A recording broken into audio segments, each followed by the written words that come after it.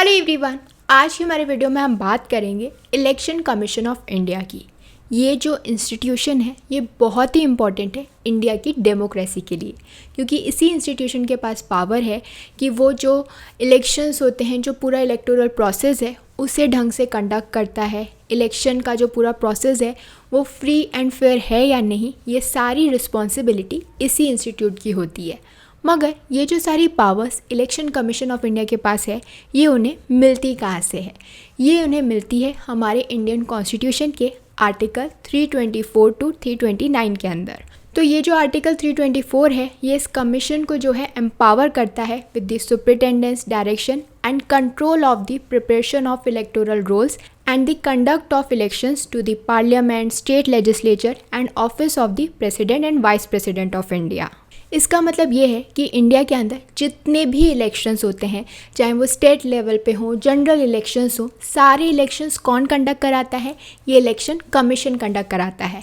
और ये सारी पावर्स उन्हें आर्टिकल 324 में मिलती है कि वो कंडक्ट करा सकते हैं। उनके पास ये पावर है, सुपरिटेंडेंस पावर है कि वो बिना किसी की इन्फ्लुएंस के, चाहे वो गवर्निंग पार्टी ही क्यों ना हो, इलेक्शन कमीशन ऑफ इंडिया जो है वो इंडिपेंडेंटली वर्क करता है कि कब इलेक्शन कराने हैं, कैसे कराने हैं, कैसे जो है चीज़ें होंगी। सारा प्रोसेस जो है इलेक्शन कमीशन ऑफ इंडिया तय करता है। और ये पावर उन्हें 324 से जो 329 तक कॉन्स्टिट्यूशन के आर्टिकल्स हैं उसके अंदर मिलती है। यानी उनके पास ये ऑटोनॉमी होती है बिना किसी इन्फ्लुएंस के कि वो इसके बारे में डिसीजंस ले सकें। तो ये तो हमें समझ में आ गया कि उनके पास क्या पावर है और ये पावर उन्हें कैसे मिल रही है। लेकिन इलेक्शन कमीशन ऑफ इंडिया के क्या क्या फंक्शंस होते हैं, अब उसके बारे में हम डिटेल में समझ लेते हैं। सबसे पहला उनका फंक्शन होता है इलेक्टोरल रोल मैनेजमेंट। तो जो इलेक्शन कमीशन ऑफ इंडिया है वो ओवरसी करता है कि ये जो इलेक्टोरल रोल्स हैं इन्हें कैसे बनाया जा रहा है, यानी कैसे रिवाइज़ किया जा रहा है, क्योंकि यही इंश्योर करता है कि कौन कौन से जो हैं एलिजिबल वोटर्स हैं और कौन कौन जो है इस इलेक्शन के अंदर वोट कास्ट कर सकते हैं। अगर किसी का नेम 2 बार है या और भी किसी भी तरीके की इनएक्यूरेसी है या डुप्लीकेशन है, तो ये सब कुछ जो है इलेक्शन कमीशन ऑफ इंडिया ही देखता है और अगर कुछ भी प्रॉब्लम है तो उसे रिमूव करता है। यानी कौन कौन वोट कास्ट करेगा, कौन से एलिजिबल वोटर्स हैं, ये सब कुछ इस इलेक्टोरल रोल के अंदर उनका नेम मेंशन होता है। और अगर कोई भी इनएक्यूरेसी है तो उसे इलेक्शन कमीशन ऑफ इंडिया ही दूर करता है। जो सेकेंड और मोस्ट इम्पॉर्टेंट फंक्शन है वो है कंडक्टिंग इलेक्शन। तो कब इलेक्शन होंगे, उसका पूरा शेड्यूल क्या होगा, उसको अनाउंस करने से लेके पोलिंग बूथ को सुपरवाइज करना, वोट्स को काउंट करना, ये सारा काम जो है कमीशन करता है, सब कुछ मैनेज करता है। यानी इलेक्शन से रिलेटेड जितने भी एस्पेक्ट्स होते हैं कि कैसे इलेक्शन होगा, कितने फेजेस में होगा, कब से कब तक होगा, कौन से स्टेट में कब होगा, कौन कौन से पोलिंग बूथ्स बनेंगे, ये सब कुछ जो है इलेक्शन कमीशन करता है विद इंटीग्रिटी एंड ट्रांसपेरेंसी। इसके बाद जो थर्ड फंक्शन है वो है implementation of model code of conduct. यानी जो आदर्श आचार संहिता होती है उसे कब लगाया जाता है, कब से कब तक वो होगी, और ये देखना कि उसको जो है जो पॉलिटिकल पार्टीज़ हैं, जो कैंडिडेट्स हैं, पूरी तरीके से फॉलो कर रहे हैं या नहीं। अब ये जो मॉडल कोड ऑफ कंडक्ट है, जिस दिन से जो इलेक्शन कमीशन है वो इलेक्शंस को अनाउंस करता है, तब से लेके जब तक इलेक्शंस का रिज़ल्ट नहीं आ जाता तब तक ये लागू रहती है।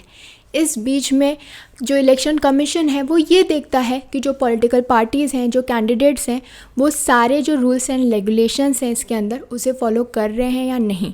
अगर वो ऐसा नहीं करते तो इलेक्शन कमीशन के पास ये पावर भी है कि वो उस रिगार्ड में कुछ जो है एक्शंस ले सकती है अगर मॉडल कोड ऑफ कंडक्ट जो है वो ढंग से फॉलो नहीं होता।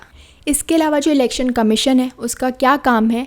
उसका काम है लोगों को अवेयर करना, वोटर को अवेयर करना कि क्यों उन्हें वोट कास्ट करना चाहिए, क्यों ये ज़रूरी है।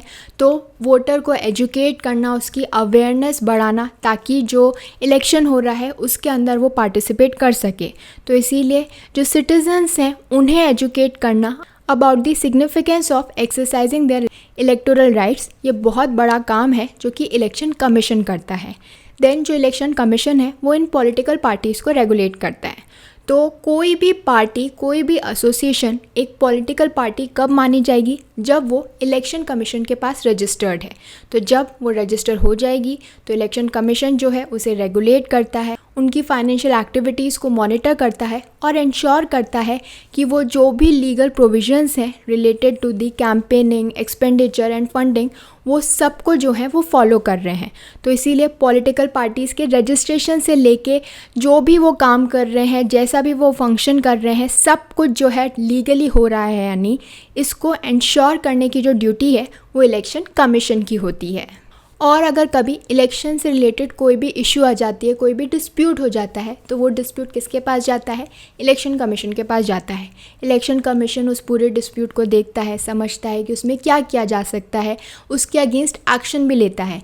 इनफैक्ट अगर इलेक्शन कमीशन को लगता है कि ये ज़रूरी है तो वो वापस से उस जगह पर जो इलेक्शन है वो कंडक्ट करा सकता है, अगर सिचुएशन वैसी हो गई है। तो इसलिए इस तरीके का कोई भी जो डिस्प्यूट है वो कौन सॉल्व करता है, कौन रिजॉल्व करता है? इलेक्शन कमीशन ऑफ इंडिया देखता है।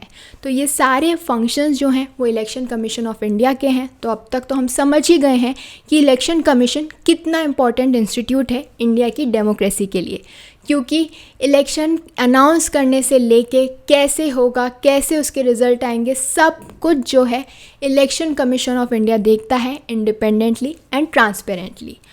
अब ये स्ट्रक्चर क्या है इस कमीशन का, इस इंस्टीट्यूट का, जो कि इतना इम्पॉर्टेंट है, कैसे ये काम करता है, कितने लोग इसके अंदर इन्वॉल्व रहते हैं? तो ये जो इंस्टीट्यूट है ये 1950 के अंदर जो है इसका इंसेप्शन हुआ था, इसे इस्टेब्लिश किया गया था। उस टाइम पर जो इलेक्शन कमीशन है उसके अंदर सिर्फ एक ही इंसान होता था और वो था chief election commissioner as a sole member. लेकिन बाद में रियलाइज़ किया गया कि इसमें काफ़ी काम है और भी लोगों की ज़रूरत है ताकि जो इलेक्शंस हैं उन्हें ढंग से कंडक्ट किया जा सके। तो इसीलिए बाद में जो है 2 और इलेक्शन कमिश्नर्स जो है वो अपॉइंट किए जाने लगे टू द बॉडी, और जो इलेक्शन कमीशन है वो क्या बन गया? It became a multi member body with 3 election commissioners. और ये जो चीफ इलेक्शन कमिश्नर होते हैं या जो बाकी इलेक्शन कमिश्नर्स हैं, इन सबको कौन अपॉइंट करता है? प्रेसिडेंट अपॉइंट करता है। इन सभी का जो ऑफिस है, यानी कितने टाइम तक ये इलेक्शन कमिश्नर या चीफ इलेक्शन कमिश्नर रहेंगे, ये सब कौन डिटरमाइन करता है, कौन डिसाइड करता है? प्रेसिडेंट डिसाइड करता है। और इन सब के पास जो पावर्स होती हैं, इंक्लूडिंग देयर सैलरीज, पावर्स, जो भी वो काम करते हैं वो सेम होती हैं as that of a supreme court जज। यानी जो चीफ इलेक्शन कमिश्नर है या जो बाकी के जो इलेक्शन कमिश्नर्स हैं, उनके पास जो पावर्स हैं, एमोल्यूमेंट्स हैं, सैलरीज़ हैं, ये सब जो हैं सुप्रीम कोर्ट जज की तरह होती हैं, सेम होती हैं। और अगर ये जो इलेक्शन कमीशन से रिलेटेड जो भी काम है, जो भी ड्यूटीज़ है, उसको करते समय चीफ इलेक्शन कमिश्नर और बाकी जो इलेक्शन कमिश्नर्स हैं उनकी ओपिनियन डिफ़र करती है या कुछ चेंज होते हैं, तो जो फाइनल डिसीजन होता है वो मेजॉरिटी का होता है। यानी जो भी मेजॉरिटी कह रही है वो फाइनलाइज हो जाएगा। तो ये सब कुछ है about the election commission of India, कि वो क्या काम करता है और वो हमारी डेमोक्रेसी के लिए, इंडिया के लिए क्यों इम्पॉर्टेंट है, क्योंकि वो ही है जो कि ये पूरा जो इलेक्शन हो रहा है उसको कंडक्ट कराता है। So this was all about the Election Commission of India. Thank you for watching this video. Don't forget to follow Nyay and do join us again for more of India's laws explained.